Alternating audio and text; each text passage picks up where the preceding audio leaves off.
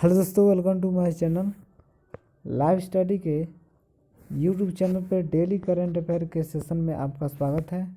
आज है 12 दिसंबर का जो मोस्ट इम्पोर्टेंट करंट अफेयर बन सकता है आपके सामने प्रस्तुत है। आज का जो मोस्ट है वह है अमेरिका के नए राष्ट्रपति बिडेन और उपराष्ट्रपति कमला हैरिस के संदर्भ में। इन दोनों व्यक्ति को वहाँ की टाइम पत्रिका ने पर्सनल ऑफ द ईयर से नामित किया है। तो चलिए और जो मोस्ट इम्पोर्टेंट बन सकते हैं उनको देख लेते हैं। दोस्तों, जो भी हमारे चैनल पर पहली बार हैं उनसे रिक्वेस्ट है कि चैनल को सब्सक्राइब कर ले। इस चैनल पे UP PCS, UP police, UP लेपकाल और इंडियन आर्मी जैसी तैयारी करवाया जाता है। तो चलिए नेक्स्ट लेते हैं। नेक्स्ट है उत्तर प्रदेश के कि अयोध्या मंदिर का प्रदर्शन करेगी उत्तर प्रदेश की झांसी का प्रदर्शन की जाएगी। तो दिल्ली के गणतंत्र दिवस परेड में उत्तर प्रदेश की झांसी अयोध्या में आगामी राम मंदिर के साथ साथ मंदिर शहर से संबंधित संस्कृति, परंपरा और कला का प्रदर्शन करेगी। दोस्तों, आप सभी जानते हैं कि वर्षों से राम मंदिर की जो समस्या थी वो टल गई है और इसी संदर्भ में गणतंत्र दिवस पे इसका परेड जारी किया जाएगा हर साल की तरह। तो इसमें अयोध्या के जो राम मंदिर हैं उनका भी झांसी तैयार की जाएगी और प्रदर्शित किया जाएगा। फिर क्या है कि 2021 में झांसी की विषय वस्तु, अब इसकी जो विषय वस्तु होगी वह होगी अयोध्या सांस्कृतिक विरासत उत्तर प्रदेश। इसमें अयोध्या में दीप उत्सव की झलक भी दिखाई जाएगी। उत्तर प्रदेश सरकार से भेजे गए प्रस्ताव को मंजूरी मिल गई है। नेक्स्ट है आज का जो मोस्ट है वही लेकर हाजिर है। आज है सतत परिवर्तन विकास सम्मेलन, सतत पर्वत विकास शिखर सम्मेलन यह कहाँ मनाया जा रहा है? तो देहरादून के सस्टेनेबल माउंट डेवलपमेंट समिति SMDS का 9वां संस्करण कब किया गया? तो 11 दिसंबर 2020 को शुरू हुआ है। वर्ष 2020 के लिए इसकी जो विशेष वस्तु है वह है इमर्जिंग पाथवेज फॉर बिल्डिंग और रेजिलिएंट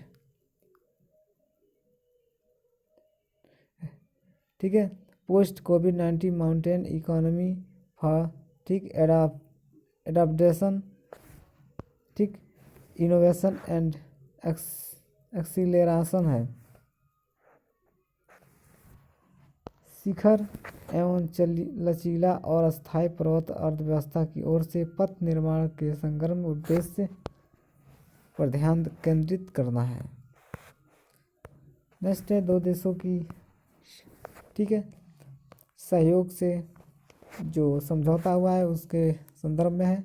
भारत और साइप्रस के बीच FOC का 5वां दौरा हुआ है। इसमें के अंतर्गत क्या आ रहा है? तो भारत और साइप्रस के बीच विदेश कार्यालय परामर्श FOCS के 5वें दौरे को 10 दिसंबर 2020 को वर्चुअल मोड के माध्यम से आयोजित किया जाएगा। दोनों पक्ष में रक्षा और सैन्य सहयोग, खेल, संस्कृति सहित उन समझौतों और समझौता ज्ञापनों की स्थिति की समीक्षा की जिसमें आयुर्वेद भी शामिल है और इन समझौतों को जल्द ही अंतिम रूप देने की काम करने की सहमति हुई है। चलिए नेक्स्ट है वैन से जुड़े 2927 कोर्ट परिषद। वैन क्या है? वैन का फुल फॉर्म है वाइड एरिया नेटवर्क।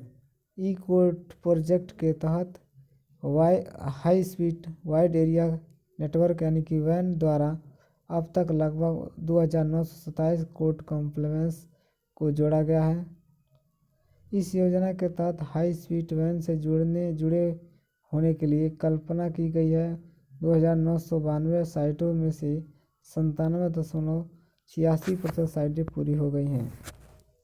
कोर्ट परियोजना के तहत नई अदालतें, दूर दराज के क्षेत्रों में स्थित है, जहां कनेक्टिविटी प्रदान करने के लिए स्थलीय केबल का प्रयोग नहीं किया जा सकता है। चलिए नेक्स्ट है 5वीं बार म्यांमार द्विपक्षीय बैठक। कितनी बार? 5वीं बार। इस बार जो हुआ है वो 5वीं बार हुआ है। ठीक है।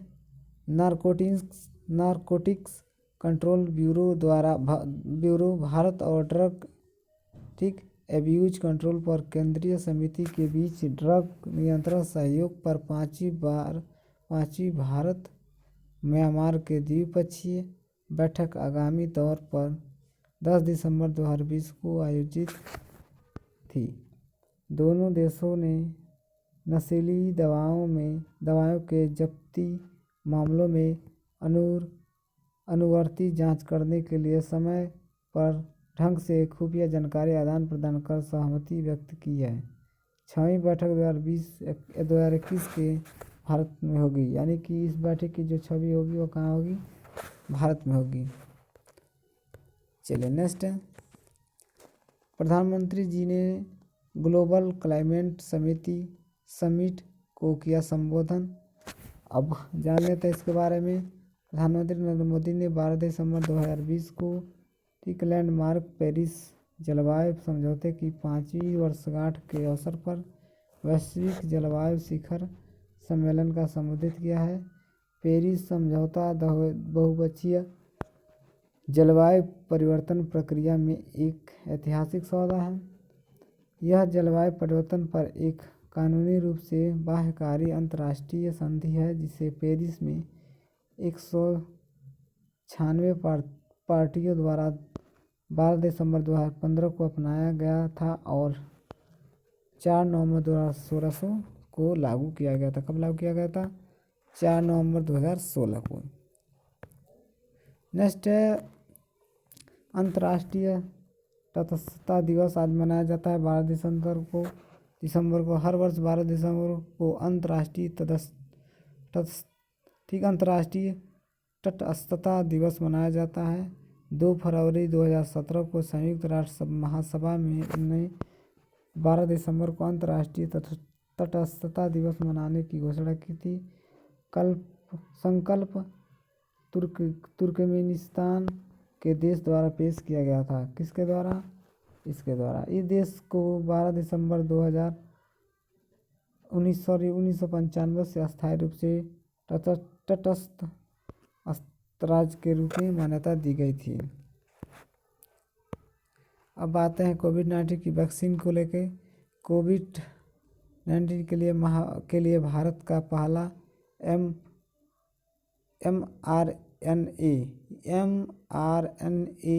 टीका ये किसकी बनाई है? भारत के पहले स्वदेशी mRNA वैक्सीन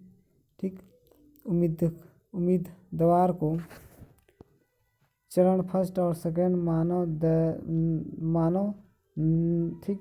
मानव नैदानिक परीक्षण शुरू करने के लिए drug control general of India से मंजूरी मिल गई है। mRNA आधारित टीके वैज्ञानिक रूप से एक आदर्श विकल्प है, जो तेजी से विकास की समय सीमा के कारण एक महामारी से लड़ने की क्षमता रखते हैं। उपन्यास mRNA टीका उम्मीदवार HGC-090 को पुणे स्थित कंपनी जेनोवा द्वारा विकसित किया गया है। किसके द्वारा? जेनोवा द्वारा विकसित किया गया है। नेक्स्ट है एरिक युआन बने वर्ष 2020 के time business person. Video conference platform zoom के सीईओ एरिक युआन को एक महामारी में जूम के विकास के लिए टाइम द्वारा business person of the year नामित किया गया है। अब प्रश्न पूछ सकता है कि सीईओ के वीडियो कॉन्फ्रेंस प्लेटफॉर्म जूम के सीईओ कौन है? तो एरिक युआन। इन्होंने वेब एक्स पर एक कोडर के रूप में शुरुआत की और जल्द ही अपने वीडियो कॉन्फ्रेंसिंग प्लेटफॉर्म के निर्माण के लिए अलग हो गया। जूम का सॉफ्टवेयर 2013 में जारी किया गया था, जो कई भुगतान स्तरों के साथ साथ विभिन्न आकार के संगठनों के लिए एक मुक्त बुनियादी सेवा को बढ़ावा देता है। अब आता है एक अंतर्राष्ट्रीय के संबंधित, ये जो दिख रहे हैं ये राहुल दुबे हैं। ठीक है, राहुल दुबे को कौन सा पुरस्कार मिला था? टाइम हीरोज ऑफ 2020 से नामित किया गया है। और राहुल दुबे कहाँ के निवासी हैं? इस समय वो अमेरिका के वाशिंगटन डीसी के हैं और ये जन्म से भारतीय हैं। भारतीय अमेरिकी राहुल दुबे ने 1 जून को वाशिंगटन डीसी में अपने घर के दरवाजे खोल दिए थे, जिसमें 70 से अधिक प्रदर्शनकारी थे जो ठीक जॉर्ज फ्लॉयड की हत्या के लिए प्रदर्शन कर रहे थे। इनको चुना गया क्योंकि उनकी कार्रवाई ने उन्हें एक स्थानीय नायक बना दिया और अब उन्हें टाइम मैगजीन द्वारा हीरोज ऑफ 2020 के बीच प्रतिष्ठित किया गया है, जो उन लोगों से सम्मानित करता है जिन्हें ड्यूटी से बढ़कर कार्य किया है।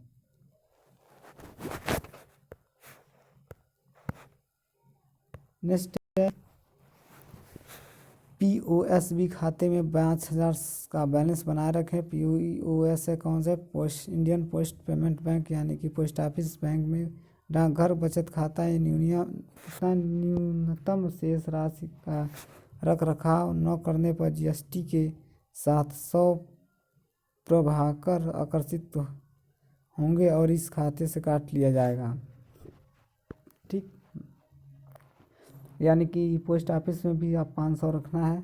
डाकघर बचत खाते वर्तमान में प्रतिवर्ष 4% की पेशकश करते हैं, जबकि खाता खोलने के लिए आवश्यक न्यूनतम राशि 500 होनी चाहिए। इंडियन पोस्टल कई छोटी बचत योजनाएं प्रदान करते हैं, जिन्हें आमतौर पर डाकघर बचत योजना के रूप में जाना जाता है। एक कंपनी है IUCN ने क्या किया है? तो 31 प्रजातियों को किया है विलुप्त सूची में। International union for conservation of nature की red list of threatened species ने 31 पशु और पौधों की प्रजातियों को विलुप्त घोषित की है। उस कुल में खोई हुई शार्क शामिल है। कुल खोई में शार्क भी शामिल है, जिसे गंभीर रूप से विलुप्त प्राय या संभवतः विलुप्त के रूप में सूचीबद्ध किया गया है, क्योंकि यह अंतिम बार 1934 दर्ज किया गया था। 3 मेढक और 1 शार्क प्रजाति लुप्त हो गए हैं। ठीक, और एक क्या है?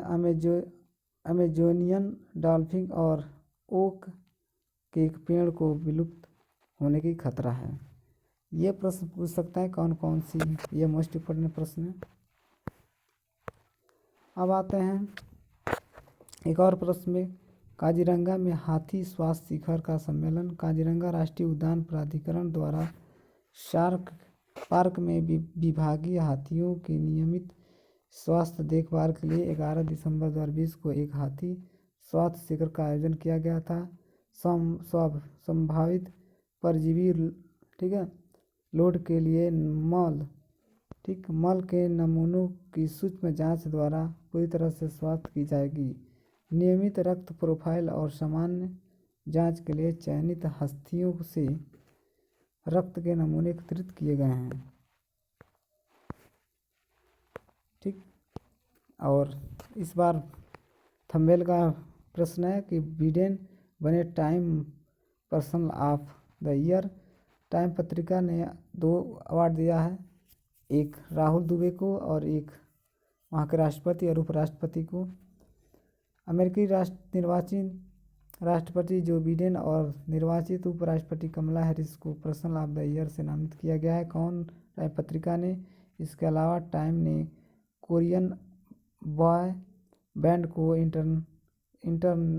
इंटरटेनर ऑफ द ईयर नामित किया है। और लॉस एरियस ठीक क्लर्स के स्टार लेब्रॉन जेम्स को एथलीट ऑफ द ईयर का नाम नामित किया है। टाइम के पर्सन ऑफ द ईयर के अन्य उम्मीदवार राष्ट्रपति डोनाल्ड ट्रंप, डॉक्टर एंथोनी फैसी आदि थे। एक और प्रश्न है, अंतर्राष्ट्रीय सार्वभौमिक स्वास्थ्य कवरेज दिवस कब मनाया जाता है? तो 12 दिसंबर को मनाया जाता है। अंतर्राष्ट्रीय सार्वभौमिक स्वास्थ्य कवरेज दिवस दोबारा हर वर्ष कब मनाया जाता है? तो 12 दिसंबर को मनाया जाता है। 12 दिसंबर 2017 को संयुक्त राष्ट्र ने 72/138 संकल्प द्वारा 12 दिसंबर को अंतर्राष्ट्रीय सार्वभौमिक स्वास्थ्य के कवरेज यूएससी दिवस के रूप में घोषित किया था। इस दिन का उद्देश्य मजबूत और लचीला स्वास्थ्य प्रणालियों की आवश्यकताओं के बारे में जागरूकता बढ़ावा है। सभी के लिए स्वास्थ्य, सभी को सुरक्षित रखें वर्ष 2020 के लिए विषय है। इसका क्या विषय है? सभी के लिए स्वास्थ्य, सभी को सुरक्षित रखें। अब समझौता से संबंधित है कि भारत और उज्बेकिस्तान का शिखर सम्मेलन 11 दिसंबर 2020 को प्रधानमंत्री नरेंद्र मोदी और उज्बेकिस्तान के राष्ट्रपति कौन शावकत मिरजियोयेव के बीच एक आभासी शिखर सम्मेलन आयोजित किया गया है। यह भारत और एक मध्य एशिया के देश में बीच पहली द्विपक्षीय वर्चुअल समिट बैठक है।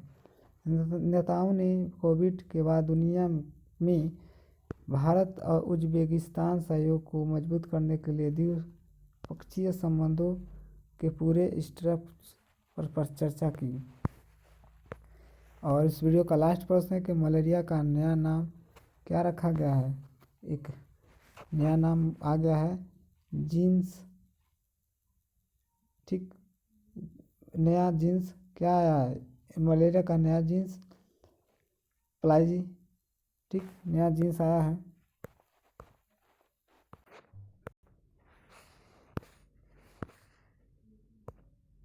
ठीक, नया नाम है प्लाज्मोडियम ओवल। केरल के स्वास्थ्य मंत्री के शैलजा ने जानकारी दी है कि राज्य में प्लाज्मोडियम ओवल नामक अमेरिका के मलेरिया की एक नए जीन का पता चला है। यह मोस्ट इम्पोर्टेंट है। सूडान से यात्रा करने वाले एक सैनिक ने इस रोग का पता चला है। कहाँ से? सूडान से। इसका इलाज ठीक है कहाँ चल रहा है? कि कन्नूर के जिला अस्पताल में चल रहा है। अब वीडियो देखने के लिए आप सभी लोगों को तहे दिल से धन्यवाद। वीडियो देखने के लिए धन्यवाद और हमारे चैनल को ज़रूर सब्सक्राइब कर लीजिएगा और बेल वाला घंटी दबा दीजिएगा।